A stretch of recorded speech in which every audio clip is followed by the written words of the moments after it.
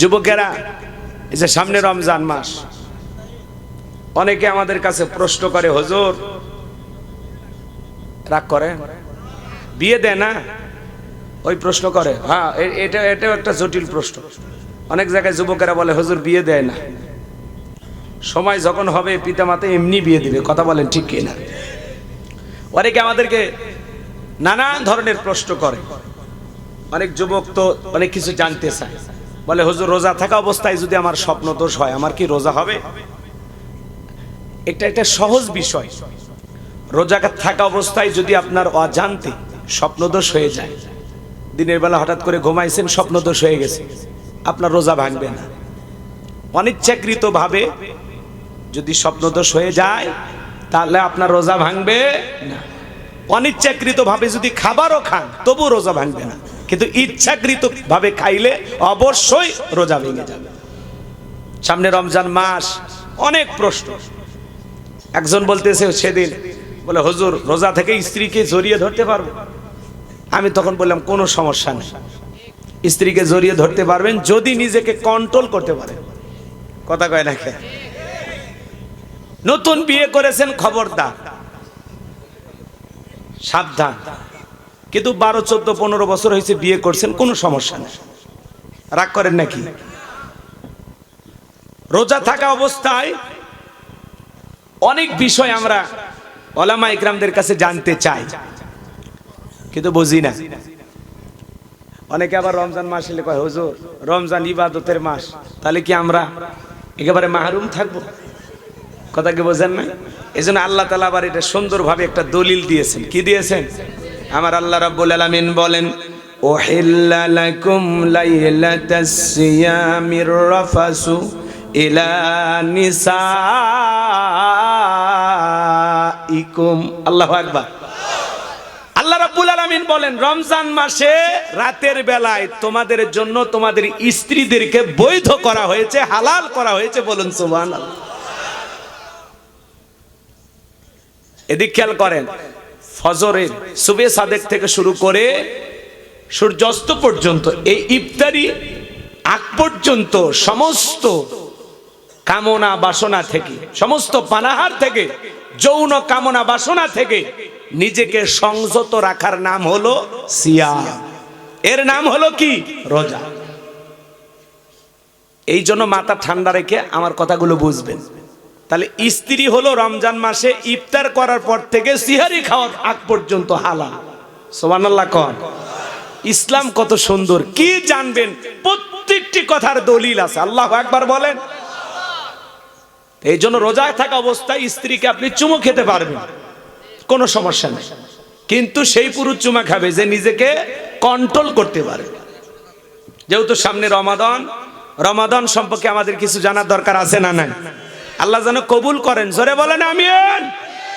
সামনে আসবে রমজান মাস, বাপরে বাপ, প্রত্যেকটা মসজিদে মনে হয় তারাবির প্রতিযোগিতা শুরু হয়ে যায়। কে কত তাড়াতাড়ি শেষ করতে পারে? তারাবি মানি নাকি তাড়াতাড়ি মার বাড়ি আছে না? নাই। এই 4G 5G গতির নামাজ, আহারি। 2 মসজিদের মুসল্লি এক জায়গায় গল্প করে, দোস্ত তোমাদের প্রথম তারাবিকে আমাদের হুজুর আল্লাহওয়ালা 1 ঘন্টা লাগছে। কি কয় 1 ঘন্টা? আর আমাদের হুজুর বিদ্যুতের গতি ফেল, কে কয় 20 মিনিটে সব শেষ। খালি এদিকে খেয়াল করেন, খালি আলহামদু আর শেষে দোয়াল্লিন বোঝা যায়, মাঝখানে কি ভূমিকম্প হয়েছে হুজুর ওটার বাইরে। কথা কান ঠিক কিনা? এরকম নামাজ পড়লে হবে না। সোনার মক্কা মদিনায় আল্লাহ তার এই গোলামকে নিয়েছিল, না সেখানে তারাবি পড়লাম, সময় লাগলো 1 ঘন্টা 45 মিনিট। কত? আর আমরা তারাবি পড়ি কত? 20 মিনিটে শেষ। রমজান মাস সামনে হাতছানি দিয়ে ডাকতেছেন, মাত্র কয়েকদিন। চিন্তা ভাবনা করে নিন, প্রস্তুতি গ্রহণ করুন, নিজেকে আমলের জন্য প্রস্তুত করুন। কথা বলেন ঠিক কিনা? রমজান মাস ইবাদতের মাস, মোনাসের মাস, 12টি মাসের মধ্যে শ্রেষ্ঠ মাস। এ মাসে আল্লাহ তাআলা কোরআন নাজিল করেছেন, শাহরু রমাদান আল্লাযী উনজিলা ফীহিল কুরআন ফীহিল কুরআনু হুদাল লিন-নাসি ওয়া বায়্যিনাতিম মিনাল হুদা ওয়াল ফুরকান। আল্লাহ তাআলা ডেকে বলেন, এই কোরআনকে আমি আল্লাহ রাব্বুল আলামিন রমজান মাসে নাজিল করেছি। জোরে বলেন কোন মাসে? আল্লাহ তাআলা হেদায়েতের কিতাব হিসেবে সমগ্র মানব মণ্ডলীর জন্য আল্লাহ তাআলা এই কিতাব নাজিল করেছেন। এই কিতাব হলো সত্য আর মিথ্যার মধ্যে পার্থক্যকারী। বলুন সুবহানাল্লাহ। কোরআনকে আল্লাহ তাআলা রমজান মাসে নাজিল করেছেন। রমাদান আমাদের সামনে, আমাদের নাম মিল আছে, নাম হলো রমজান আলী, নাম হলো ইমান আলী, ইমানেরই খবর নাই। নাম আতর আলী, পাটা ছাগলের মতো গাও গন্ধায়। কথা কোন ঠিক কি না? নামের সাথে কামের মিল নাই। নাম আব্দুল মলিম, এদিকে নাম হলো আব্দুল মুমিন, কিন্তু কালেমা পড়তে পারে না। নাম কি? আব্দুল মুমিন। আছে না? কথা কয় না কে? ও তুমি নামে মুসলমান নাকি কামে মুসলমান? ও তুমি নামে মুসলমান নাকি কামে মুসলমান? নামে কামে মিল না হলে, নামে কামে মিল না হলে বইবে যে তুফান। তুমি নামে মুসলমান নাকি কামে মুসলমান? নাম রেখেছে আব্দুল মুমিন, কালেমা পড়া জানে না, ইংরেজিটা না পারিলে শর্মে বাসে না।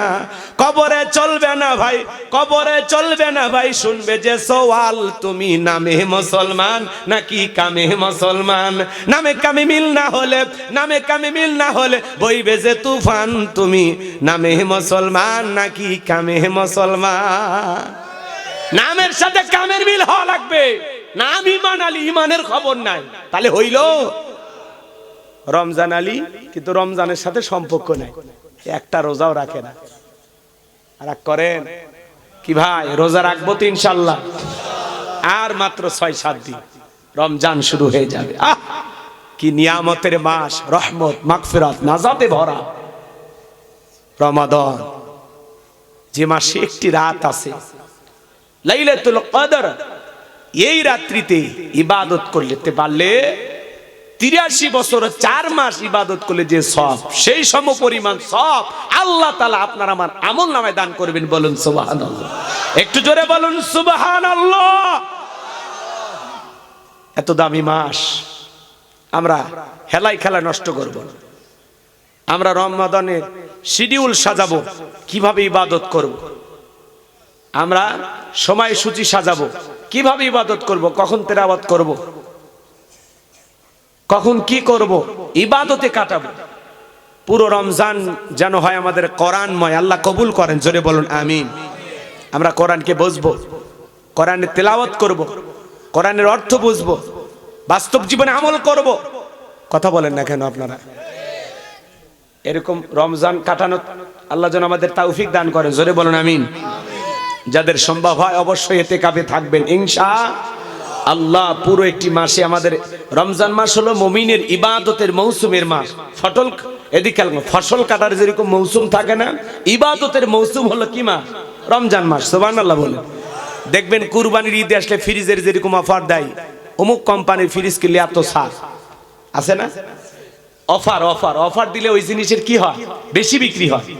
তো রমজান মাস মুমিনদের জন্য ইবাদতের মাস। যত বেশি ইবাদত করে নেকি অ্যাকাউন্টে জমা করা যায় তত বেশি লাভ। সুবহানাল্লাহ।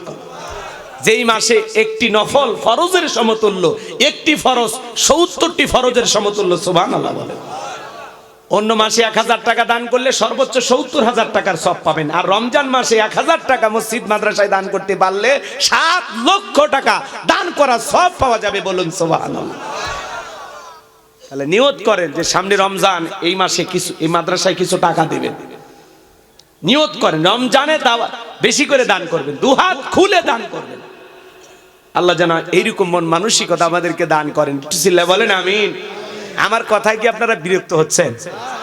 রমজান আসতেছে, এই জন্য একটু হালকা করে ধারণা দিচ্ছি। মসজিদের ইমাম সাহেব খুতবায় বয়ান করেছেন, আগামী জুমায় বয়ান করবেন ইনশাআল্লাহ। আমরা একটু প্রস্তুতি গ্রহণ করব। এই রমজান মাসে যেন আমরা নিজেদের গুনাহ আল্লাহ তাআলার কাছ থেকে মাফ করাই নিতে পারি। কথা বলেন না কেন? এমন একটি রমজান আল্লাহ যেন আমাদেরকে কাটানো তৌফিক দান করেন। একটু জোরে বলেন আমিন। যত বেশি মানুষকে পারি ইফতারি করাবো। একজন রোজাদারকে ইফতারি করাইলে একটি রোজার পরিপূর্ণ সওয়াব আল্লাহ তাআলা আপনার আমলনামায় দান করবেন, বলুন সুবহানাল্লাহ। আগেকার কিছু বয়স্ক মানুষ ছিল, তারা মনে করে যে আমি সারাদিন রোজা থেকে অন্য ওই উত্তর পাড়ার কামালের বাড়ির দাওয়াত খাবার যায় রোজাটা তারে দিয়ে আসবো, হ্যাঁ আমার রোজার সব তারে দেব না। মনে রাখবেন, কেউ যদি আপনাকে ইফতারির দাওয়াত করে, দাওয়াত কবুল করবেন, তাহলে আপনি রোজাদার দাওয়াত কবুলের যে একটা আলাদা সব সেইটাও পাবেন, সুবহানাল্লাহ। আর আপনার কারণে আরেকজন মুমিন ভাই একটি রোজার সব তার আমলনামায় নিতে পারল। এজন্য আমরা বেশি বেশি করে রোজাদারকে ইফতারি করাবো, সুবহানাল্লাহ বলেন। সাহাবা ইকরাম বলেছিলেন, হুজুর আমাদের তো সবার ইফতারি করার সামর্থ্য নাই। আল্লাহ রাসূল বলেছেন, তোমরা যদি সামান্য একটু খেজুর দিয়া, এক ঢোক পানি দিয়া, একটু হালকা দুধ খায়াও কাউরে যদি ইফতারি করাইতে পারো, তাহলে পরিপূর্ণ একটি রোজার সব আল্লাহ তাআলা তোমাদের আমলনামায় দান করবেন, বলুন সুবহানাল্লাহ। একেবারে পেট পুরে যে মানুষকে খাওয়াইতে হবে এমনটা নয়, হালকা কিছু খাওয়াই ইফতারি করাইলেও আপনি সব পাবেন। তাহলে কি আমরা রোজার সব নেব তো ইনশাআল্লাহ? বেশি বেশি করে মানুষকে ইফতারি করাবো তো ইনশাআল্লাহ। আল্লাহ যেন তৌফিক দান করেন। জোরে বলেন আমিন, আরেকটু জোরে বলেন আমিন।